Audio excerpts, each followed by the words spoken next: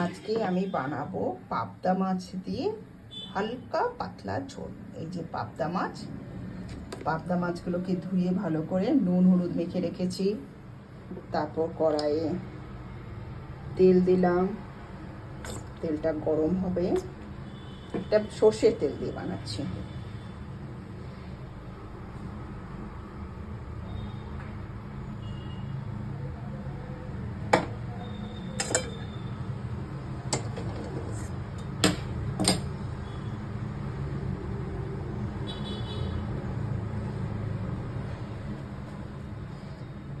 তেলটা ধোঁয়া উঠে গেছে,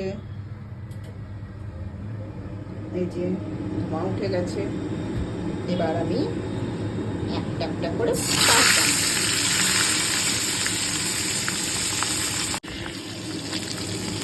সব মাছগুলোকে ভাজা হয়ে গেছে। আমি দুটো মাছকে তুলে এখানে আমি রাখলাম। এরপর একটু কালো জিরে ফোড়ন দিলাম, বেগুন,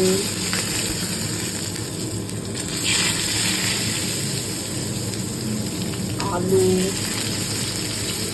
কাঁচা লঙ্কা, টমেটো সবগুলোকে হালকা করে একটু ফ্রাই করব।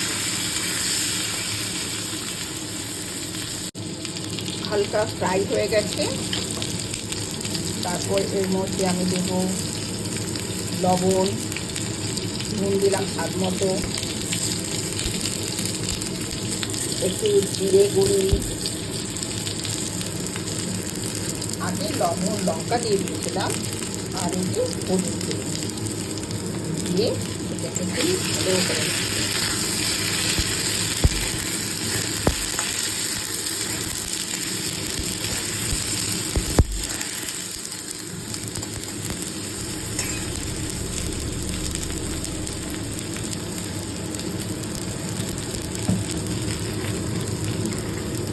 এরপর এর মধ্যে একটু সামান্য জল দিয়ে এটাকে আমি কষবো।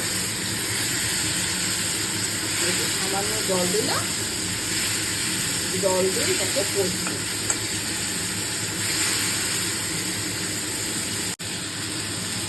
এর মধ্যে বন্ধুরা একটু তোমরা কাশ্মীরি মির্চ দিতে পারো, তাহলে কালারটা সুন্দর হবে, রান্না বেশ ভালো লাগে দেখতে। এটা কষা হয়ে গেছে, এই যে কষা হয়ে গেছে।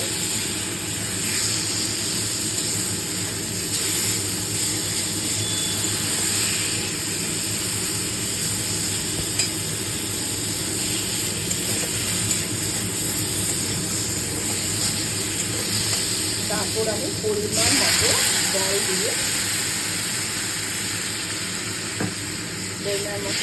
দিলাম। জল দিয়ে আমি এটাকে ঢাকা দিয়ে দিতে হবে। তারপর নামানোর আগে আমি মাছ আর ধনেপাতা কুচি দিয়ে এটা দিয়ে দেবো সাজানো। ঝোলটা ফুটে গেছে। এবার আমি কি করব, এক এক করে পাবদা মাছগুলো সব দিয়ে দেবো। দিয়ে ঝোলটা একটু ফুটবে, পাবদা মাছটা একটু ফুটবে, ফুটছে।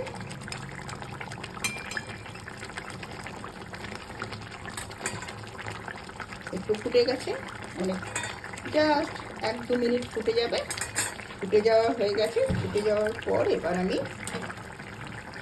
ধনে পাতাটা দিয়ে দেবো। ধনে পাতা কুচি।